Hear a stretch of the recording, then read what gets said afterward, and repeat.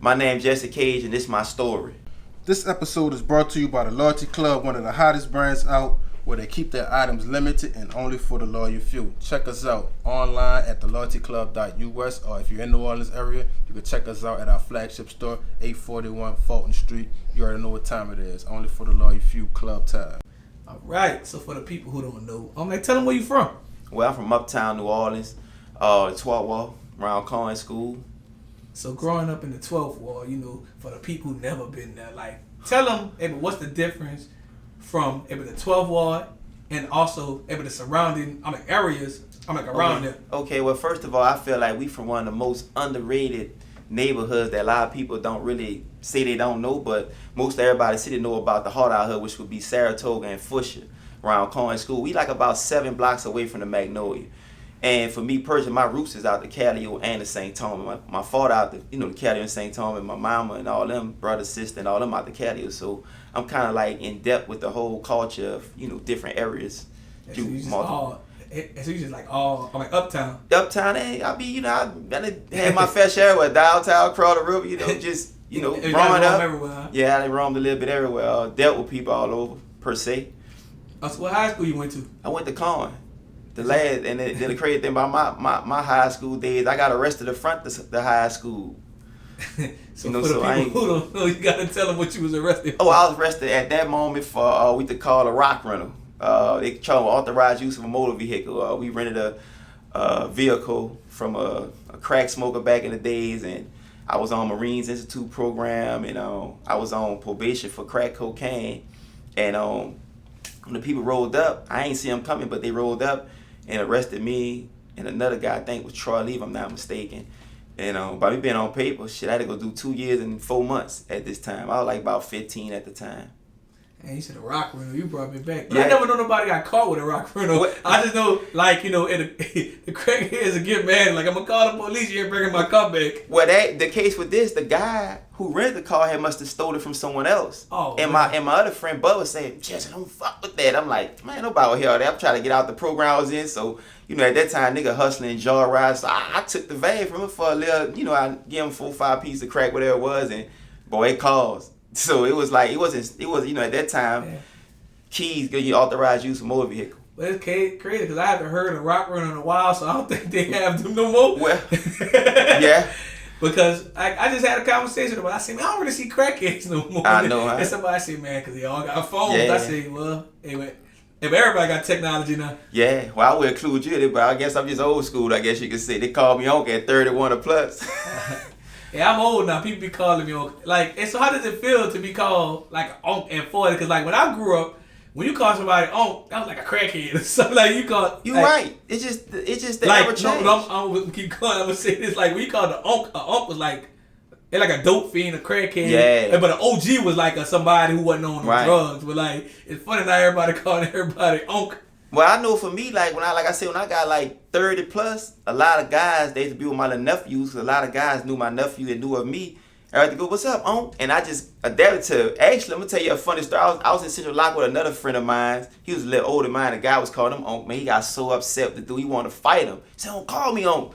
So when we got out, I bumped into him. I pulled up on him. I said, all right, Unc. And that nigga looked at me like he just spurred. But some dudes took it as an offense, It's funny because a few years ago, I was calling everybody Unc. But now I'm 37, so now I be hearing little young dudes. One dude was in the interview, just Unc me to death. I'm like, hey, bro, you know I'm on your trail, right? I'm not with the damn Unc. But the lingo changed because, when I was in a spot one time, a young cat asked me, man, how old you is? I was 36 at the time. And they thought I was they age my mid-20s still. And I'm like, hold on, bro, what school meant? And he was G5 over my head. He was like, that mean old school. And I'm like, damn, but I didn't realize he was sad. So they changed the lingo up so much, man. I ain't lie. I told young dude, I said, man, I ain't gonna lie. I'm proud to be at the age I'm at because when I was younger before, I graduated right before Katrina. I was in that still generation where the teachers told you might not make it to 21. 18 to 21 was a whole accomplishment. So right. I tell people I didn't start caring about life until probably 25 years. Yeah, because that's how I look at it. Because it's a plus, all blessing to make it to this age. Because we was told, and all the teachers. That's another thing you say. We was brought all the teachers, and everybody looked so old to us. Now all the teachers just look. They fine. Yeah, young and all this type of stuff. You know what I'm saying? That's the funny thing about the society we live in now. And the teachers be young, and the students really smash the students. Yeah, it's hard. It's hard for them kids to probably respect because they feel like we equal to a certain extent. I see you on social media twerking. How can I respect you? Oh Lord, you gotta go there. I'm just saying, like, how can they been say the new grandma's 36, so nobody want to be a grandma, but fully, everybody gotta still have they young girl look or young man look. I guess it's a great thing, I guess. Because I don't feel the age I'm really is. I almost look at it as age or old or young. Right, gotcha. So going to jail as a juvenile. So like, soon as you get out, like, hey, but what do you do? Like, do you do the same thing? Do you try anything different? Like, what? Well, for me personally, my experience was I was in it to win it, and that was a misconcept I had because you'll never win it in that field. So I was arrested like I don't know that was my third time for the same charge. Well, that was the third charge, but the two charges I caught additional to that was crack cocaine. And you get out, it's like you ready to do it again because you more younger than you is now. So you ready to run it up, you get caught, you feel like this will come the game, and I feel like this is the principle we was taught. We was taught to plan the fair. What I mean by we was taught this. Have money for a rainy day. Have lawyer money. So you plan to get caught for no reason. Yeah, so you plan to get caught. And I learned like most of the dudes that never got caught to a certain extent, they don't think about getting caught. So I had to change my mindset all that, if this happened and that happened. But I still got caught. But the point is, we grew up thinking it's cool to go to prison. That was just ignorant. Right. You know what I'm saying? So it's kind of like it was a mindset like you already knew you was going to jail. Yeah, but ask me this though. This is my thing. In that era we grew up in, you should be able to relate to this too. When we had the neighborhoods, it's only a handful of guys we know that want to do the right thing in life because it's like everywhere you go, it's like you got smokers or whatever it is, people putting up all day looking for the product. So how you not want to do this? So we got to commend the guys that went the right way because that was a hard battle just to shape, just for not going all that route. So, I ain't gonna lie to you. In middle school, man, they had a dude just come to school like $1,000 every day. Mm-hmm. I knew I wasn't gonna get a job since middle school. I'm like, man, what you do? I'm gonna try it. Well, I'm gonna try it. I'm like, hey, but you inspire like what you around. Yeah. So it's like, but I tell, I just had a conversation with like a younger dude. I'm like, man, y'all have an easier way to get rich now than we had back then. Yes. We started with how the OGs told us how we supposed to come up with the rocks and everything. Like now, it's easy to get 100,000. The internet. The internet. You get a plug with your whatever you doing. But like we really, we had to fight with cell charges and everything. You had to be in the mud. Like you say, I feel like I was the guy you were talking about because I introduced crack to my peers. I was never under directly peer pressure because I was that guy at 13, 14 years old. My first hooped in the neighborhood. So I was the youngest guy in the neighborhood that hooped it, going to green. And people like, man, you got a car. So it's like people fought me for their charge. I was in jail with guys that got caught up. Other guys catch charge. Man, it's all your fault. They saw me doing. I was doing at 13, 14, selling crack. Then I used to wash cars too. So I was that guy that was influencing people the wrong way. So when I did make a shift, I want to try to change the narrative and lead people in the right direction. You know what I'm saying? Because your influence could lead people in wrong or right direction, like you say. But like you say, it's more better now because, like you say, I tell people, how we had to go through to get our first $100,000 back then. I see guys now that have $100,000. Like it ain't nothing. Like you had to go through trial and tribulation. Not saying it's that easy. If you had $100K before Katrina, you had it. Yes. You was good. Yes. Like everything wasn't that high either. Yeah. But the greed make you be like, this ain't nothing either. You look at your shoebox, you be like, you gotta put that back in the man's hand. It's about to bring you 3 or 4 of them. You know what? You like, man, I can have 9 more 100,000. So you want more. But you just said something funny because I just told my wife like maybe a month ago. I said, man, you just like, man, but you used to kind of, I'm like influence young dudes to do stuff. Yeah. And I remember, I'd be older than some little dudes and they'd be like, just asking me what to do. And I remember this one particular dude, and this is the reason why I still send him money to jail every day. Wow. Man, dude, was dirty. So I'm like, man, you got go do whatever you gotta do out there. Like, if you want to take hits or whatever you're gonna do, go do it. Like, just go get money. Right. And now I kind of feel like I was wrong for giving him that advice. The dude got life. Damn. But he, it's still his decision. But but you feel that I feel like I kind of stirred him. You got a conscience though. I feel like I kind of stirred him in that direction. Like, man, your people kind of, messed up. Your people on drugs. Man, look, this is what I can tell you go do. Go do this. Wow. So, but I remember me being young and no one told me no difference. I'm doing what OGs kind of send you to do crazy crash things too. So I'm like, man. So the older I get, I'm like, man, I was kind of wrong for doing that. Yeah. But you know, at the same time, we still got our own choices. Right. And that's one lesson of life. But I got this question before we go forward. You know, I always ask these people this because like this is my biggest regret ever, becoming a convicted felon. How did you feel about that? It didn't never affect me, man. You gotta think, when I caught my first conviction in 2001 for a simple robbery with me and my brother, it was a simple robbery. They think they dropped it to something less, so it was something like I can't remember at the moment, but I had like this why for me I had like a 13 and a half year run before I got indicted in 2015. Now I was catching cases, so for me it never affected me, I guess, because I never was looking to actually get a job. Now I'd apply for different jobs, you know, so after I learned kind of like the structure of things, I started understanding the loophole was, you know, and it may not work like that today, but the loophole for the conviction was you set an entity up, then they can't look at you. So it's like if I'm going and trying to do something in a business entity, LLC or corporation, that separates me from being a convicted felony. Now you may know something I don't know. Maybe they changed different requirement laws, so I ain't really. But I remember this. I'm gonna tell you this. One of my guys, you tell me, because I was the call man. Like in 2000, I was getting calls off the lot. And I remember a guy kept telling me, man, don't waste your convictions, fuck with them calls. But I was actually making other calls too, and was, you know, doing what we wanted to do with them. And it used to make a lot of sense because, like I told you, I call it authorized use as a juvenile. Then when I get back up, and they say that the world, they say in 2000 the computer's gonna shut down. So that would make me start fuck with the calls off the lot, and I kind of mastered that. So within that, I was catching charge, but then I could control number authorized use of motor vehicle, they had keys. So my thing was, I guess I was blessed not to really have like. I guess you like that too. We ain't had like all these convictions in your early 20s. You 24, 20, you got 3, 4 convictions. Yeah, I caught mine in the 20s. Yeah, so you had one? I had one, but it was a lot. So what it affected you with? Like what I mean by affected, I mean like, you know, I was raised by, you know, certain individuals. Well, you know, like but the new school days, everybody wanted to let people know they hustle.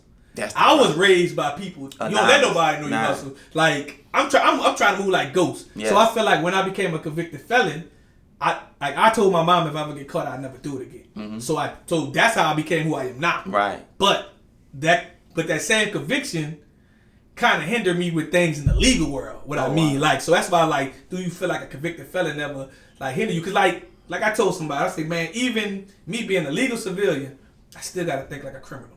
Yeah. So I'm a homeowner. I got kids. So if somebody come to my house, I just can't kill nobody like that. Mm-hmm. I still gotta think about giving a gun to my girl. Like, you shot her. Like, I'm saying, so I still have to think like a criminal. But I'm not supposed to be a criminal. I'm supposed to be a civilian. Right. That's why I say, do you ever have regrets of becoming a convicted felon? I really live my life with no regrets. Right. You know, but I understand I understand what you're saying. Like, I wish I could have did it all and like let people not know. Like, you know.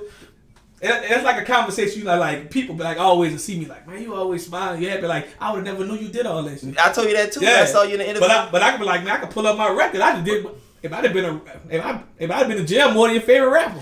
Well, you know, for me personally, we always grew up like you say in an era where everything was anonymous. Right. Meaning like you never put on who you really was. So that's why when we got now 19, 20 years old, we start dressing more casual, looking like a form of a college boy type shit. And that kind of like was not the way, but that was like the side of you don't want to be the D-boy look. And guess what? This is why I knew the game was getting messed up. Like you say, I remember about 2000 and maybe 10, I was in IHOP in the East. And a guy told one of the bro that, I'm a whole D-boy. And I looked at him like, this nigga crazy. I could be a jacker. I could be an undercover cop. Why would you make an announcement on something like that? So like you say, everybody think now is more into the status, the trend of being a dope boy, whatever the case may be. And that's the biggest problem. You know, because you don't know who you come across. When I sold drugs, I never told nobody I sold drugs. Right. Like, it was known if I see somebody who want to sell, I'm going to you know apply. You know, but I never ever told no one in the streets. Because, like, even in the club, you like, man, you got it. Like, you got to damn near find out who just to make sure he ain't about to get your jam. Right. So, like, it's just so open now. Yeah. It's like people put it on Instagram and promote it like, I got this. I'm like, wow. And I be scared to death for them. I do. Because when I see guys on there with guns and talk about certain things, I be like, man, they just set, because all that shit is public record. You can't get rid of that. And I guess they don't know. They probably don't care. You know, nobody care about nothing until it happened to them. So I can't tell them nothing, but I'm like, wow, these guys. I saw some young guys one day on that sucker when I first got out. They was on a lie. They had some guns. They was going. I'm like, man, these dudes setting themselves for a life sentence. And guess what? That's one thing that the government could never see. They could see about me. I never in my life posted a gun of money. I never posted $1 bill on it. You know better. I never about. It's just so like I feel like I got the best of the world. Anybody who around my age, but you lived before social media and you lived after. So like you should know better. Well, I think this is what I believe about that. It ain't nothing wrong with flashing money. I think you had two type of people in the street. You had the kind who could have been a fraud man. You had the D-boy. The D-boy always had substance. So the D-boy, like you said, always moved in anonymous where he ain't ready to show his money because he always trying to hide it and manage it. Fraud and kind, you make money because I done did both. Fraud money come easy, so you make 100,000 fast. Whatever you make, you gonna blow it fast with drug money. So I think a lot of drug dealers then got and not just the drug, but people that's in whatever they out of, they didn't messed up who they really is. What I mean by that, they don't realize that you a D-boy, you ain't gotta show no money. You got substance, you got work, or you got investments. But sometimes a fraud dude gotta show the money if he try to con you. Yeah. You see the difference? He gotta make you believe. He gotta make you believe. And that's why I think most people who probably on the D-boy side show money, they don't know they got caught up in that trend. They almost realize that this ain't much your position. Your position is supposed to be try to hide. I can lie, if I could bring it back, I think I would have chose to be the fraud man than the D-boy because I realized the fraud people weren't getting that much time. They wasn't. Now they starting to come down because more of our people involved. But because it's all free money. I can say it's all free money, but you ain't spend a lot of money to make money. Right. Versus the drug gang, you got to spend a lot of money to make money. And the numbers they giving you on the drug and case. everything like back in the day, everything that came with the drug game was serious. Like I don't really hear about too many people get kidnapped and all that. When I was younger, that was the thing. Anything liable to happen. About a van might pull up and you just got to be ready for everything. Yeah, but see, that's why I want to elaborate. And I know we gonna go a little bit different off this, but we was growing up too. That was the difference. And I don't like to dwell on what happened because life changed and things changed. But back then you had to put in work. You gonna get tested through, like you say, through the smokers, the jack boys. So you just couldn't just jump off the porch and just start balling. Now anybody can jump off the porch and do whatever they want without really being tested. And that's why when they get cracked and not, they ain't been tested through nothing. Hell, these dudes, they say like, after our generation, never had a fight. So they fall in the parrot. They can't defend themselves because they ain't jumping the porch actually having no left fights, no nothing. So you jump into something that you don't got no experience in. So just to elaborate before we go to the next subject, I always tell them like, but when I jumped in the game, I was ready for the consequences. Nobody, like, older dudes tell you jump off that porch, you better be ready for all this. It's kind of like what you elaborated earlier. Like, you had that, but you had your money for the lawyer. Like, you ain't in the raps to learn too. Like, and let Derek tell you, save money. Like, Soulja Slim tell you get caught up in the system. Like, they're telling you in the song, that's up to you. But the crazy part is, you still living fast, so you really ain't paying attention until it happened. Even like, dang, I should listen. But, like, I tell them, but this brand new generation don't really realize the consequences. Right. Like I always tell them, but that one ride could change your life forever. Hey, you know what? And I could probably speak on one of my little young guys I met on my last bid, Jay Lyons. He's on a case with the guys, Wayne baby mama, Toy them, I guess you could say. But he told me because he became one of my young guys, and we used to elaborate a lot. He was sharp, man, young dude like 21, 22, and he told me this. He said, I don't know, he called me but he said, man, you know what? Nobody ever told me the consequences of me riding with a gun and carrying dope if he hustled. I knew it was on a bank robbery or something, heist or whatever. So I knew this already, but a lot of guys just never was taught like we was taught. They don't know the consequences. And they probably don't know, like, at least we was growing, we knew the consequences. We knew, like for me, when I joined Poach in 90, 89, 91, I knew that I ain't gonna carjack nobody. Because carjack was his own charge. That was 99 years. So I'm like, if I'm gonna carjack somebody, that means I gotta make sure I'm gonna carjack this person. I'm gonna get 10 bands. I'm not about to go carjack somebody and get caught. So you kind of like, in a sense, you kind of know your role. Hey, but the jacking mindset I had back then, like if I'm a jack, I'm out to kill you because I would have fight the charge, the murder charge, than fight the 99. You going? Well, that's the problem with our culture. See, our culture always was geared like that. Yeah. That's why people went in houses on dudes they killed because they ain't need no. But that 99 is serious if somebody got caught on you. Yeah, that was serious. And you really gonna do that 99? When we first was going to juvenile jail, actually, they changed it from 21 to 31. So we knew guys that was actually on carjack, capital offense. They was getting, if they wouldn't get sent to the parish as an adult, they was getting to that 31 life. Today was 31 and shit. That shit was serious back then. Right, and it's crazy. Like I was having this conversation. I think New Orleans carries a PTSD that no one else has because we're so close and know about each other. It's not hard to It's not hard to grow a name. It's not hard to everybody know your business. Yeah. It's just a small city. But I mean, there was always my argument. Like, I'm gonna just use that at Katrina. I used to be traveling and shit, especially in Houston. I met guys in Vegas and my guys and people in Atlanta who had never had been. You got to come to really understand our culture. So first, I'm gonna show you one part. One guy told my partner, "You hit a Corvette in New Orleans?" They thought New Orleans was a third world country. Yeah. You know. So when I had to meet guys, first I had some exclusive Cohams on back then when the Cohams was the shit, I guess. He said, "Man, you get them." So he tried to bug at me because I'm from New Orleans. So my defense started to be, I'll probably get my feelings with out of towners because I'm like, no, I don't represent the money, the murder side. I represent the money side. We had too many guys that, like you say, outside of where I think we was labeled, that was actually millionaires, legal and illegal. So I always represent the money side because 93, it was always, but the murder capital was in 93. And I think that made us look like the mother New Orleans. Because they thought everybody from New Orleans just on some tough shit. Yeah, I'm like, dog, everybody from New Orleans ain't on that, bro. I'm on the money side, no. I ain't on the rah-rah violence. Now, you push me the wrong way, of course, I'm defend myself. Anyone ever traveled to like multiple cities in the United States, you know that a person guard lifts up a little bit more when you tell them but you from New Orleans. Yeah. Like, you can look at their whole facial expression. You from New Orleans?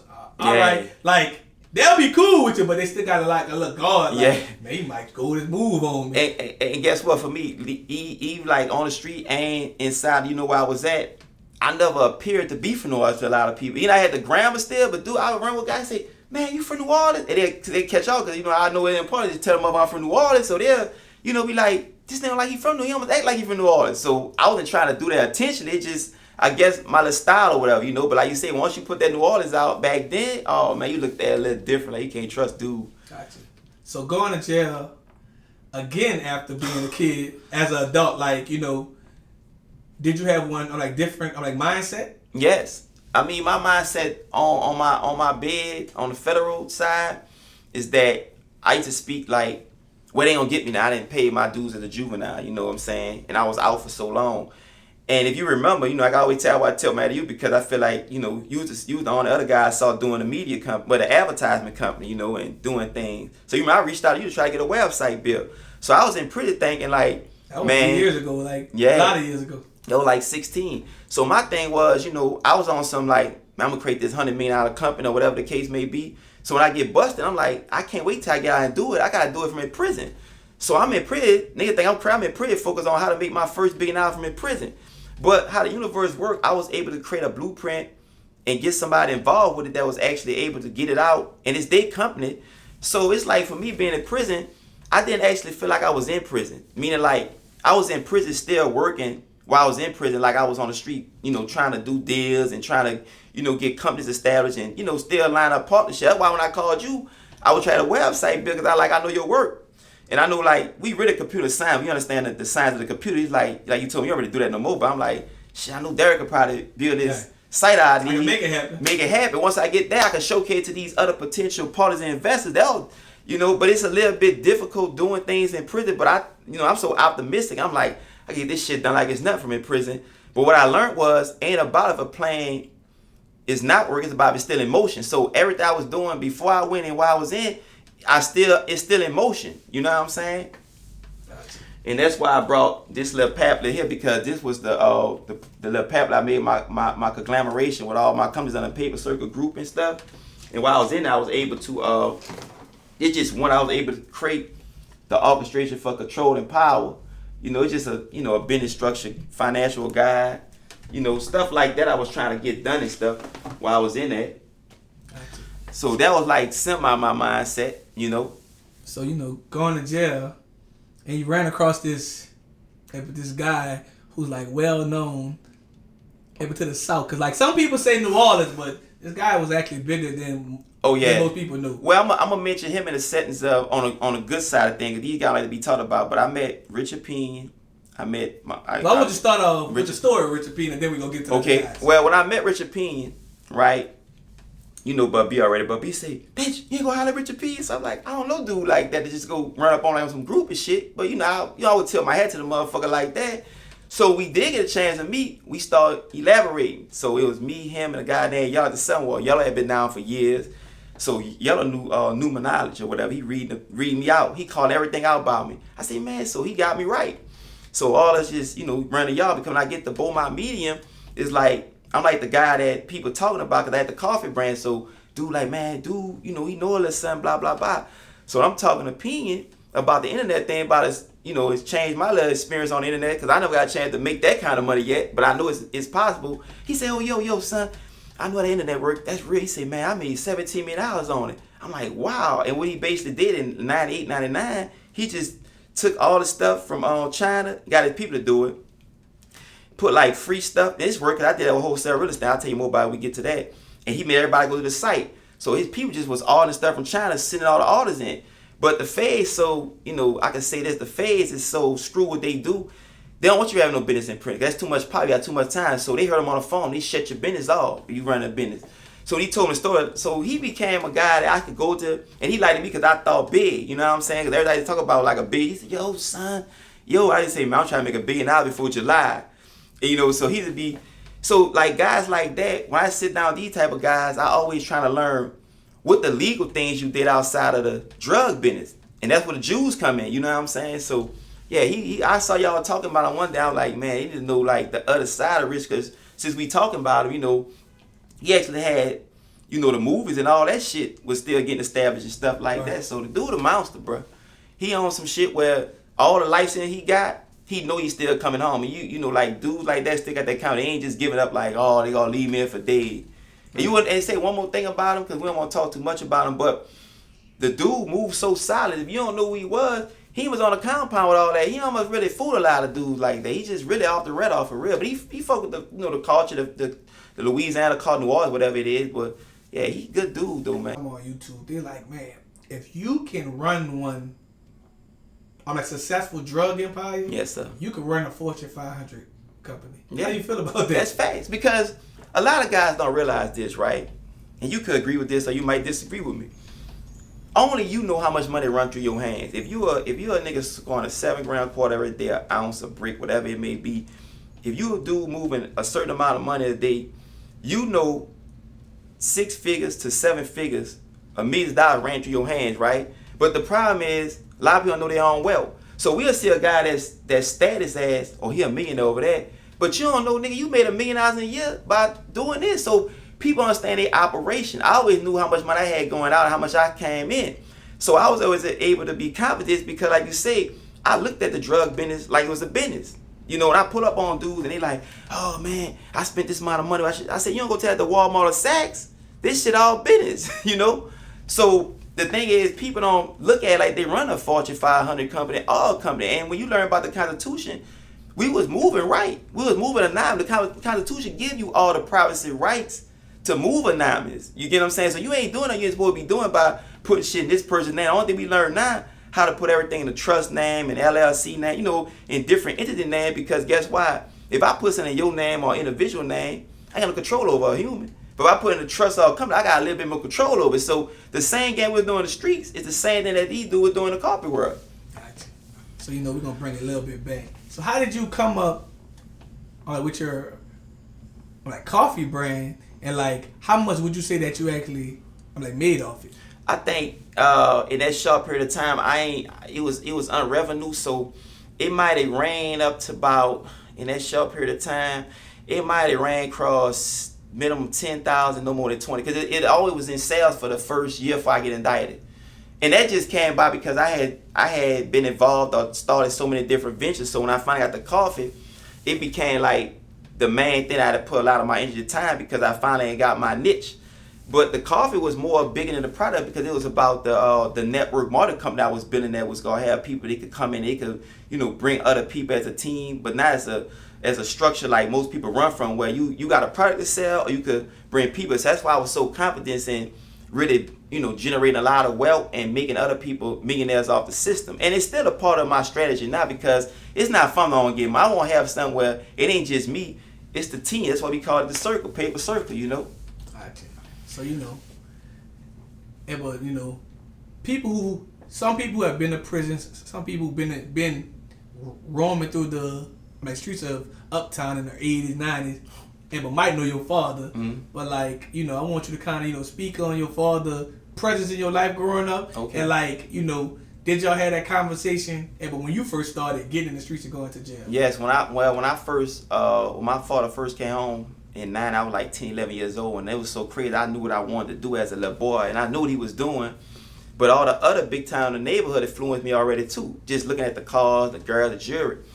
So when he came in 90, he get busted on the run. Make a long story short, he ran for about a year or two, turned himself in, come home in 95. I started hustling in 92. So I was washing cars first at 10 years old. That's why I'm an entrepreneur by heart, I guess you could say, right? Now, with me washing cars, that's just a start. You know what I'm saying? We try to cut grass. I ain't like cutting grass, so washing cars more my thing. So when I started selling crack, it was kind of like because selling drugs is addiction. People already, you more did them over there using drugs, right? So when Pops come home in 95, he pretty much let me know, like, man, you swat I could do for you. All I could do is try to put you in a better, position. And not just I'm gonna just give you some drug to sell something, but if you go be out, you gotta be under my administration, he was saying something. But when he come out in 95, guess what? I go to jail. So me in jail now, he come and see me, and everybody, like you say, know my father because he a hell of a legend too in the city. So as time went on, I go to jail in 96, come back home, and 95, get out for 2 months in 96. I'm out. I go back in 96. So I come home in 98. Where he on the run, my brother on a body on a charge. So that's why I don't wind up going to California. But the message is, as we'll fast forward, when he get busted and break out, and he on the run in 1999, he get caught, and he's going to phase. I was kind of mad at my daddy because I knew he was solid. He took his licks. I'm like, man, why you don't just play with the plug? Why I gotta do all these local dudes and you got a plug? Well, he wasn't gonna turn me the plug because he saw how the phase moved and he didn't want nothing to happen to me. So I'm like, he left me a property across the river. It's so sad to say how ignorant I was. I never went saw the property, bro. I'm like, man, fuck that property. Let me get 100 bricks. Hook me up the line. Let me get this. So the moral of the story was, as I matured more out that area in my mid-20s, we always talked about breaking the cycle. Son, if you don't change up, you gonna be in the same place. Because you gotta remember, everybody went from a juvenile, he was there before me. You see, everything I've been through, he was there. So we had to break that generational curse. Now I was to jail, but I told the people when I get the Beaumont, yeah, y'all got me because they knew who my daddy was. I said, if you don't get my sons, So really, for me personally, growing up in the streets under, my daddy, it's like, it kind of was like always a relationship I had with people through him. But then I built my own relationship, because of who I was, So yeah, he to be on me, but it's like, that's why like when my nephews and different people be, in that age group, I really can't help them like I want because I know when I was that age, from your own experience. And you could tell somebody they made their mind up, bruh. Right or wrong. Okay. You could talk to them, but it's like, they gonna do what they want. And it's like, you supposed to be the righteous teacher to try to still pull up on them and, tell them their consequences and things. Because one of my nephew, you know what I'm saying, I used to be telling him a lot. And it paid off. I don't even know about the nephew, but he got a thing called Put Down a Gun and picked up a book. Lil' Kane, he rapping shit, so he used to tell me all the time, oh, I'm ready to tell me. I used to tell him, man, he couldn't come uptown because he from out the Ville, but he read the Cali. So, the Ville and all was beefing at this time. So he couldn't come uptown. I'm like, nigga, you crazy, man. You need to get out that shit, all your roots. Nigga, everybody in our family is leaders. No matter if they junk, is whatever they doing, they all gonna be the leader of their circle. I said, man, you a hell of a nigga, So he ain't know his own self at this time. Now as time go on, them little words helped him, he said, because he realized like, damn, I don't right. He used to couldn't come uptown. I go uptown, I'm from uptown, I go downtown everywhere. But he couldn't, he scared he got the call you tell you like, man, don't got me up here. I'm like, man, you better, get yourself right because you got beef. You can't go nowhere. Like a lie, you can't, after you done so much, you can't unbeef. You can't. So you gotta just. But my thing was, I felt like, and no disrespect to him, I just felt like, sometimes you look at your people like, I don't think you cut like that enough. Because it was new to us. Like you say, when I'm on social media, you flashing guns around. I'm like, this shit's serious. So I ain't think he really was all the way where I didn't know. So hey, you don't never. I tell people. I don't underestimate nobody. I tell people I underestimate nobody. You never know what a person do. Like even a person that look like a nerd, you just never know. That's the ones you gotta watch. Yeah, so I tell people, I just tell people the real hard truth about it, man. Hey, but once you get that one, you might have beef for the rest of your life because you don't know who all coming behind that one person. Yeah. Like it's never over. Right. So like you might think it's over yeah. because you got the friend or whatever. Nah. You might go to jail. You might run across you. Like some people don't say nothing. No. And just wait for you. Well, like my OG taught me a long time ago. One of my best friends got smashed, and I'm out there with a tank top on. My brother taught us years ago, had a tank top on because if you got a problem at this time, you know, you let a motherfucker see you ain't got nothing. Now I saw do a tank top, you know, like that. Yeah, I see somebody come out the act with that. Right. But after my best friend gets smashed, his uncle really liked that. OG retired, you know. He like, nigga, you out here, nigga, get rid of you. I said, man, he don't fuck with me. You know what he taught me? It's a universal principle I always say. He say, when you underestimate a man, you underestimate yourself. So he was looking at, nigga, you the nigga with the money. Nigga, get rid of you, because they feel like you coming after that, you know. So I always apply that. So that's like saying, if I underestimate you, man, you can't shoot that ball. That's because I can't do it. And when you underestimate a man, you underestimate yourself. And that's why a lot of dudes get robbed to sleep, because they look at people and be like, man, that dude ain't about that. And a lot of you, I think that's the ignorance, especially the ignorance I found that a lot of people in New Orleans have. Like, I used to always tell people, man, if I was beefing for real, I'd never go out. Right. I would never give you the opportunity to catch me walking out that club. Right. Like, you not about to get that. I don't give a damn if the security walking me out, you not about to catch me out, like, off guard. Right. Like, if anything, I'm sitting in the car waiting for you. I'm not about to be leaving. Like, I'll be in a whole different time, like, mindset. But that was the way that the older people raised me. Right. I want to say this new generation, they feel untouchable. But, yeah. They feel untouchable. Like, for real, they'll be sitting up talking with their ops. No, the thing is, like, they talk to the ops. But no, the thing is, they won't kill you. You just know the op. Like, I'm just cool with him. But the thing is, you know, I hate to keep dwelling on how we grew up. You know, it's a new different generation. When we was growing up, you had a beef. You ain't really looked at it as a beef. You know, it's a problem. You know, cause like, you know, we talking. You know, I got robbed by Mike and Mooney, and that was a fucking problem. You know, niggas talk, but have you niggas talking about I got robbed with probably call the people on these dudes, but it was me and them was close. They just caught me slipping back in the project, and I was on some, they ain't gonna fuck with me, walked up a nigga, and but Bill tell you this, one of them told me, man, you better go down by them niggas. I'm like, man, I went down there, and they talking to these other niggas the project, you know, and they niggas that he talking the project is really switching sides on the cool. So I'm like, they already tell me they got niggas on their flume, and I think they putting an 8 on a 2. But, you know, they like that, you know, so this is a story, and I wasn't, at this time, I was like the only nigga serving these dudes, right? But at the time when the work was coming through, I was getting limited editions, so I couldn't really hit their hand where they was trying to spend. So I ain't had no time to really fuck with them, but I saw them, and I stupid ass walked over there, man, thinking, and look, as soon as I walked over there, I got my Rolex on and shit. So, you know, like I say, me and Mike, all's cool. They like, man, woo, woo, woo, man, what's up, woo, woo. So Mike say, man, it's a nice watch you got. He trying to like move my nigga up that bitch and, you know, got me. But the message I'm saying is, that was a fucking problem at the end of the day, because you know, they caught me again or whatever the case next time. You already know what it was. Yeah, because it's like, I was pretty much lucky, like, man, you lucky to be here. But I tell niggas, wasn't nobody in the uptown area or downtown is scared. Niggas just, every dog that is there, everybody just get away with shit. Right. You know what I'm saying? But since we talking about doing them, they really, when they got on, they helped a lot of dudes that was, because they want to pay me back. You know what I'm saying? But that was our relationship we had, you know. But, you know, it was acting like it wasn't for me. But the point is, you know, this is the crazy thing about our culture.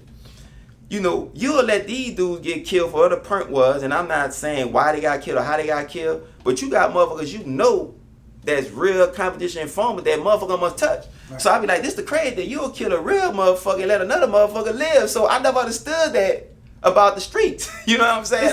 It's a lot of rules that I think we were taught that the older people told us, they didn't stand on. So it's so you kind of get mad at the youth for following them because they didn't stand on it. But like even on the Robinsons, they had a lot of especially like the 90s, like that was the most robbingest people ever. Like I think Hurricane Katrina washed them away. But I'm saying in general, like I have to tell people, man, if a person give you a chance to get away, just outsmart them. You ain't gotta always jump forward to retaliate immediately. Nah. You know, sometimes shit handle itself. If you be outside long enough, if you know what I mean. Yeah, but I'm just saying in general, but like so many people didn't experience so much stuff that they just talk.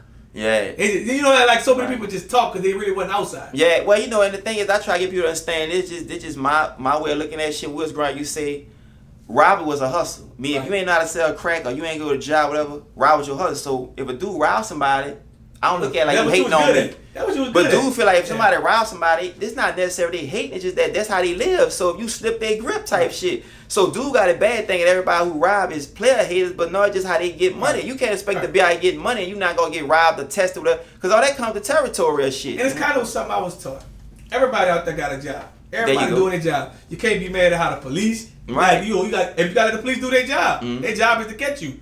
The snitching that is going by the dope and the wire on. Yeah, the people that's doing that, they helping, but that's the job they chose. Right. The jackers, that's their job they chose. Right.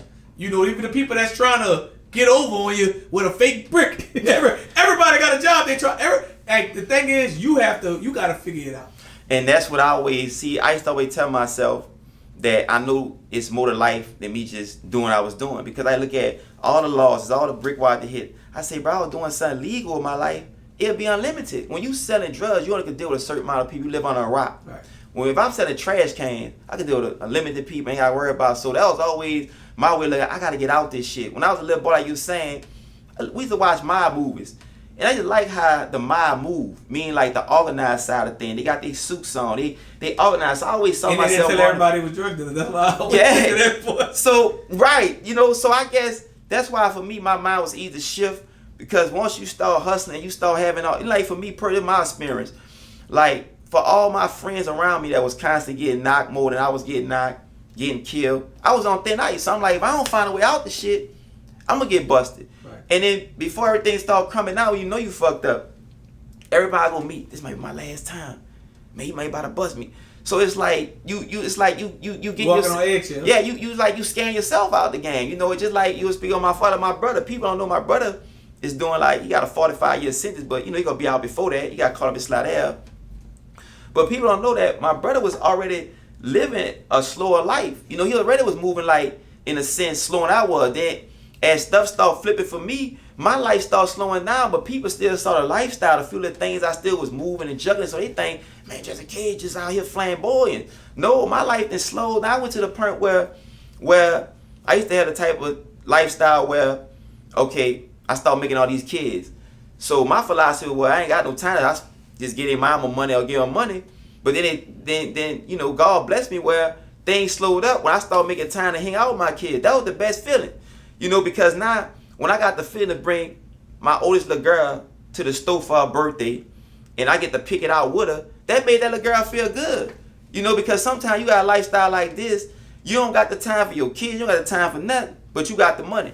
You know, so you got to find a way to have both, the time and the money. That's what it's all about. Try to get this financial freedom where you kind of like, you know, free. Not you got free time, but you know, you free where like how you say, you know. Yeah. So, you know, speaking on more of the positive things, you know, but you got a whole other product down there. Oh yeah, well we've been offering people the Lush, man. It's a nutrient. It got a lot of kale, broccoli, spinach, pineapple. It's a green powder. You can put in your, you know, apple juice, you know, water, different things that you drink stuff with outside. This is a natural product right here. We got a mixed flavor coming right now. We just sticking to this.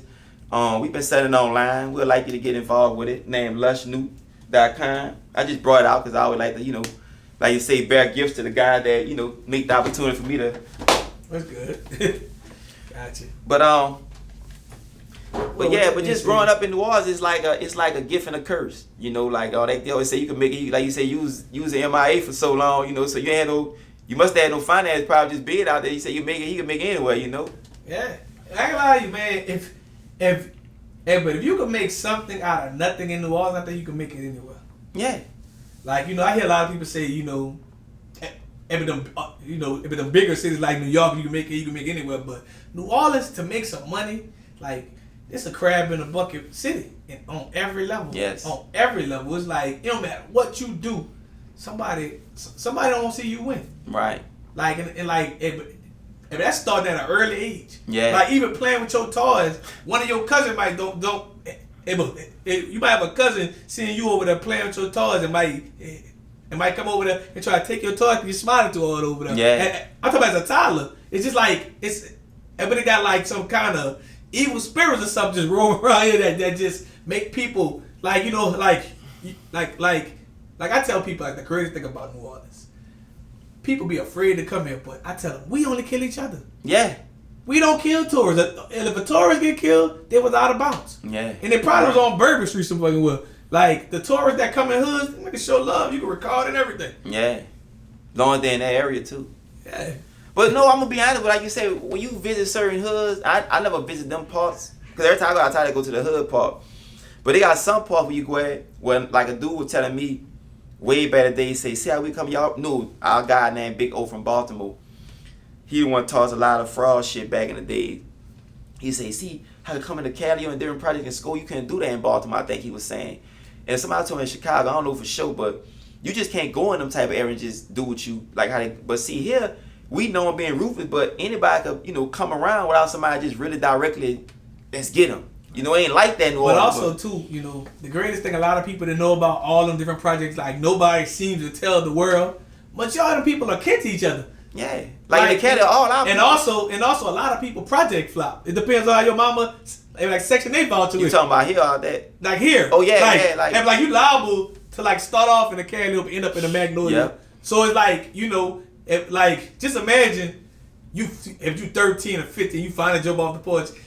And you fighting, the Magnolia, you from the Cali, and your mama Section 8 voucher move you to the Cali. Yeah. Like these things just happen. This happened. Yeah, this is facts. But like people don't seem to tell them stories. They can't. It's just too much because, like you say, man. Like when I go back in the Cali, man, then everybody back there we kids it.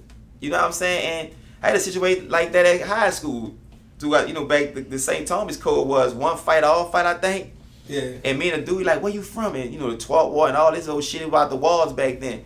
Me and the dude, like, damn about the, fight or whatever it was. I'm like, blah, blah, blah, the dude. So my cousin Pimp, he always a dead. He like, man, that's my little cousin. So I always had a pass. So, like, me and my pop, we ride. I'm stopping the DJ in the same time. My pop say, man, you can't stop back. I say, why? Man, I'm like, I ain't beef with them dudes. And the nigga I'm with at the time, they wasn't beef with the hood. And that hood, the project in the 12th Ward at this time was, it wasn't us, our youngsters, it was the dudes older than us. But it was like the whole hood. But I just always felt like I could just go the fuck I want and do what I want to some certain extent. So, for someone that's young watching this interview right now, like, what's your advice to them?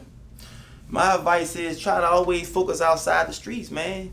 You mean like for the one that's in the streets or just in general? Just someone just, trying like probably, come around clock? Or someone just thinking about, younger, just thinking about getting in the streets. Oh man, but not knowing what's going on out there. Man, he need to try to talk to somebody like myself, some other guy that might be considered OG to tell him the real truth, like the other side of the game, because like I tell dudes, when I realized this one day, I say, man, I live in a bathroom. You in that cell, you got a bathroom. I mean, you got a toilet and a zinc and a bed. You got to sell it. I say, wait to get out and talk to the youth and let them know you gonna risk all this for that bag and leave your kids. So basically, you wanna narrow down your life and figure out what's really worth you, because man, the time they gonna give you gonna wish you would have went the right way. In some cases, it just depends on who you is. It's crazy. But you said something earlier though, and it's like stuck to me. I said, man, I thought about that. I'm like, man, I remember being young and people just run you like, you be talking in the hoods and stuff, and everybody talk about, their jail experiences. Then it's like, in your mind, you're like, no, one day I'm gonna go there. Yeah. So it's like an accolade. Yeah. I remember busting someone in the head with a bottle at Caesars and going to jail and like sitting in the holding tank like, man, I'm here. Yeah, And I'm like, dang, it's like an accolade. Like, what the hell? That's the condition that we've been programmed to believe. Cause like I say, dad in jail, uncle come home, you thinking this the way of life, man. And like my daddy never really went to prison. My daddy go to jail for fighting police officers. He fight any a police officer. I'm surprised police officer never shot him. He was crazy. Like the police officer could never tell him if they ever know he was gonna swing. But I'm just saying. But I never had to go visit my pop in there. But I'm like you have a different experience. Yeah, I had to go visit my pop. Because your daddy raised you from behind the wall. Yeah, in a sense, yep. And I tell you, I was in the faith. I went to the faith because my pops and that. A lot of dudes to come on, tell me the stories, how it worked, how the people could get you, and your name ringing out of your cage. You got to slow down, dude. Talking about you too much back there, dude. Trying to jump on a case, and so it's like I was kind of already aware. But at the end of the day, what I wanted to say was, like I think for us as our culture of people, this not just from New Orleans, this from around the whole nation. We just got too good at doing time, like you say. Because when you first go to jail young or in your 20s, it conditions some people to feel like it don't bother me. And dude breaking the cycle not, because when I used to get mad, I get to just say with my girl or whatever, I'm going to fuck the ball because I was born in prison. And my mama had me in prison in the church. So I got the gift and the curse. They always say, you got the best of both. Where I was born in prison, which is terrible, but I'm born in church. So with that attitude, I had to bug out. My temper go off. I'm like, fuck, when I get mad, like, you ain't even worrying about going to jail. So after I went to jail for that type of problem, I learned, man, you can't put your hands on nobody because that's a problem. You gotta know how to be the motherfucker mentally. I ain't gonna lie to you. I knew to never put my hands on a female for like, cause like, you know, I don't know if they do it in like other cities, but you know, and domestic violence is a felony. So like, I'm a convicted felon fighting with firearms, and they in the same code as me beating a girl. I'm like, ain't nothing I should be doing. But like, it's just crazy. Like, I can't. I'm just speaking black poverty and all. Like, you know, like I feel like I'm like conditioning myself to go to like, and like in my mind, I went to jail before I ever went there. Right. So it's like already prepared for everything that could possibly go on. Mm-hmm. And I think a lot of young dudes, nobody never told them that. They playing these video games thinking it's like dudes are really living their life like they got like sequels. Yeah. Like they got, you know, like Grand Theft Auto, you gonna just pop back out in the world after, but they don't know it got one life. Yeah, one life. Like you go on one mission to get life. Yep, that's why they call it ride or die. You could ride and be about to go do something, or you could die, and the people understand. But I tell people, everybody who ride with you ain't ready for that time. Nah. Like, you know, like a lot of dudes are peer pressure. Yeah. And but by their surroundings. Like, you know how the people grew up in hoods and was forced because they like, you know, they got a clique of people. Yeah. And like, I blame the clique because like, you know, like you everybody know a certain friend who ain't like that. Yeah. So you shouldn't get mad at him when he rat on all y'all. Yeah, and you gotta give everybody the benefit of the doubt. Like, I'm gonna use my own experience. When I was growing up, I had another best friend. We grew up together, and we was riding. He had a Chevy Beretta at this time. And we hooked up another guy, he knew how to Holly Grove. And this time we had a bundle of crack on us, like $5, whatever. And that was kind of like countable money back then. We like 14, 15. But remind you, he was up already before I really got, because I went to jail and come back home. So he up. Probably wasn't all the way up, but the more of the story was, the dude had a wreck with us and the called us. We get hit in the middle of air hard. The car spin us around. So I already know my back. I'm like, so he laughed like, this bitch Jessie stupid. Like, oh, my back. So to get out, the dude run off without our bundles, you know. So my partner won't, you know, do something to the dude. So he pulled up in the neighborhood. It's him and like two more dudes. One dude, I know the nigga. One guy, he said, "What's up, Jess? You ready to go take care of business?" I look. I'm like, nah, I'm straight, because I felt like it was just me and you. I might would have took the chance. It might go with you if that's what I want to do. But I'm not about to go with you on no mission. You got these other two dudes and son. I always had a mind like, I ain't about to follow nobody, bro. At the end, you can say I'm scared, whatever. I'd rather be scared today, man. But say, bro, a scared man live longer than a brave man. A brave die every day. So you go, like I get robbed thinking they ain't gonna fuck with me. I'm woo woo, and you know, so you drop your guard. But at the end of the day, I'm saying to say this, like, man, sometimes dudes don't give. You know, he could have tried to pressure me, man. You a bitch ass nigga, right, you know. But that was the story, but.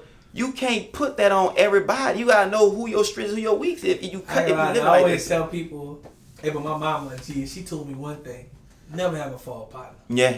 If you gonna do something, do it on your own. You ain't gonna tell on yourself. Right. My mama told me this. Yeah. Like on some real gangs, you like you ain't gonna tell on yourself. But guess what though? The only problem with that is this. And I hate to talk about this, but when you sell a drug, you gotta deal with somebody. That's why I'm gonna go ride banks all this whole time. I'm gonna go kill somebody. And don't need no fall partner. I ain't gonna lie to you. I'll take that drug sell over somebody testifying on me that, man, I was with you, and when we hit them boys. But that's the problem. The street, see. But I'm talking about, that's the condition that I was taught. That's the problem. See, I tell dude, you know dudes that's on bodies and shit. Few of them still got people that's trying to go take care of their business. Think about it. Well, hold on. Before you go for the body part, I'm going to bring you back to our generation. Back in the day, it was cool catching a body. You ain't going to do 60 days if you ain't have nothing, no real evidence. Right. You know, man, I know people love them 60 days. But that's why the city was so fucked up. I'm going on vacation. But that's why I'm about to point out. That's the difference between drug dealers and you got. That's why I came. But Bill tell you we had dreams of value. We created the name. But first it was drugs of value. I'm gonna start a gang with this shit way back, and I had to pump my brakes. But shout out. And but M line, I'm like, but B. Yes, while we talking, I gotta get him on there. Okay, shout out to all them too. But look. So the thing is, like my own experience, you got dudes that get busted by a nigga that work with the people. They know, like I know who bust me for example, right? But most dudes, in most cases, man, he told on me. And nothing don't happen to a certain extent. Not saying all the time. But a motherfucker on them, like you said, them capital offenses, somebody's still trying to go see them to a certain extent. So that's where the weakness comes, because it's like being a drug dealer. You know one thing in the fed, they say, well, you put your hand on this nigga, that's another 10 years. So I'm not saying they gonna do them nothing, but it's like nobody don't do nobody nothing for that part of the telling scene. You know what I'm saying? Right. And it was so crazy. We grew up thinking, I'd rather deal with a nigga that's the worst nigga in the world, rob or killer, but I ain't gonna deal with a nigga that's gonna set me up, because he a rat. But he just gonna tell you, see, the jail might get you to come on, but they gonna kill you. I say, that's the type of mindset we was.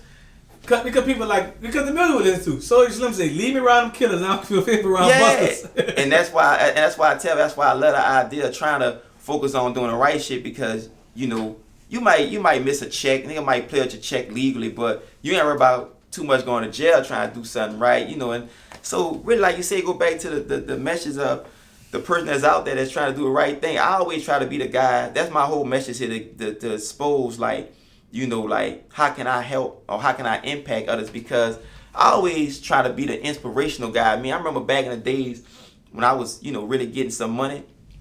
I look at my life like, you know what, they gonna think I'm still a stupid nigga just buying jewelry and call me about 30, 40 rental properties.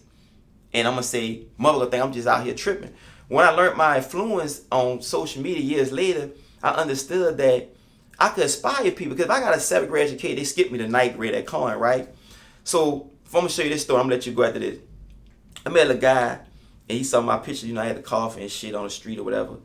And I'm like, man, and he finally say, bruh, how the fuck you had an LLC or a company and you ain't had no high school diploma or no college degree? I say, man, you don't need a college degree to start a business or really get bank funded or get invested or just, you know, to build a company. You don't gotta. I wouldn't say don't go to college, but that inspired that brother, because he looking at me and looking at this, and one day he be talking. I said, I got a 7th grade education, because I would tell I got a 7th grade education.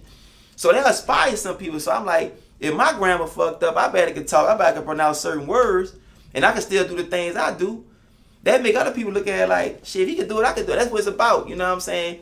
What you could do, I should be able to do, you know what I'm saying? That's been all my thing, I think, for a long time, just trying to inspire people to, you know, not so much do the right thing, but think out the box, you know what I'm saying? That's why I always tell you, home, I like what you was doing, because when I first saw you back then, I said, man, I'm telling you, I ain't seen nobody. I was doing menu news, look, it was going to be advertising the restaurants when we selling the card, but I couldn't get that off the ground fast enough. So, you know, we got to have something that's different from a lot of people, you know? Let me just give you flowers now, Mr. D. You know what I'm saying? Thank you, sir. You been around. I say, man, I been seeing you, bro. You was catching all the celebrities in town and making them pay respect. Let me use this content of it. Back then, motherfucker don't know what you was doing. You know what I'm saying? It's called marketing and networking. You know. All right, and so for the people who don't know, I'm like, tell them, I'm like, what's next for you? Well, my main strategy is acquisition. You know, buying up companies, might have start small, buying up companies or apartment business that's already cash flowing. Create companies from scratch there and maybe exit out, selling them. Them the 3 main ways I see myself getting well. Staying in the tech and finance sector, right? Doing product development. And when this main thing take off, I got access to what I need to have access to. I can exit out if I want to sell it. Buy something that's bigger. Or just, like at the moment, we still in the process of buying things that's performing. It's better to focus on how to buy something that's already performing than trying to start something. And you gotta wait till you start performing. But since I've been back out, since we talking, things a little bit slower than I thought. Cause you know when I was in there, I thought I'd come out here and just jump fast, and I did. But that's what I've been on, man. I've been on, you know, the assets management tip. You know what I'm saying? How to take control of things that's already paying, you know, paying all residual income already, man. That's what I'm really on. Gotcha. You know. And also, last but not least, tell the world, I'm like, where they can find you on social media and everywhere. Well, I'm on Instagram at Riches in the World. Okay, might have Zyro. Facebook and Instagram, Riches in the World. RICHESTIN, the letter D, World. And I got Wealthication, PCG, which stands for Paper Circle, PCG _ Wealthication. TikTok will be Wealthication, Zyro. So Zyro just me coded for Bizarre, you know. And that's just my social media now. I should have kept everything branded under Jessie Cage or JK, but I do have a link name on JessieCageJr.com, and that's why I give me some little calls to pass out to people and stuff. I guess. And also, you know, as soon as your dad come home, you know, and we go to part 2, okay. And so the world can know the beginning of Jessie Cage, Senior, all the way to Junior. Yeah, we need to tell that story. Just to give him a brief. You know, Jessie Cage, the guy that did 26 years, because he tell everybody he did, and I wasn't trying to put too much of my prison time on the media, but since I've been saying it. But anyway, he did 26 years. He a real inspirational, empowering guy himself. Because while he was in there, he done created different, you know, ventures he's still working on. They just put him back in there for right now on an old violation of parole violation, that detainer on him. So he'll be out hopefully the next so many months. But he get out, you know, if y'all know him, he been on Facebook, Instagram, making podcasts every day, consistent from the halfway house. So I guess I get that drilling and that strategy from him, you know, just staying consistent and determined. Nothing don't stop us as Cajuns, man. We just keep going, man. You know, we don't know how to stop that, because to me, that's what true failure is, just stopping, giving up. Failure, you know, failure ain't what people look at it, you know. Failure is a part of succeeding and successful, you know what I'm saying? So to me, like he taught me, the word success just means achieving goals. So somebody working at McDonald's could be successful, but we focus on prosperity, which means the same thing. So I feel like people get the word success so overrated to people don't realize they're successful, you know. So you gotta be, you know, you gotta focus on freedom over success. You know what I mean? So, you know, at the end of the day, I mean, I think when he come back on this time, he'll be all the way clear and free. We can sit down and have a real, maybe he might want to come on by himself. I don't know. Well, he gonna, you know, I'm gonna let him come on in by himself. Then I'm gonna let you come at the end. Okay. And, you know, we're gonna make it right. And shouts out to all the other entrepreneurs, business owners from our city and everywhere else around the world. You know, like they say, because one of the guys says about a week ago, he was saying, man, we got a lot of hustlers or entrepreneurs in our city. Like he would say, look around. We'll do anything down here. But like you say, we allow us to change our mindset from the old way of thinking to this. That's why people don't know a lot of guys that used to do what they want to do. They into the trucking, man, into all these different things now. So that's playing a significant role too, man. If you ain't on Nolazine, you ain't on nothing.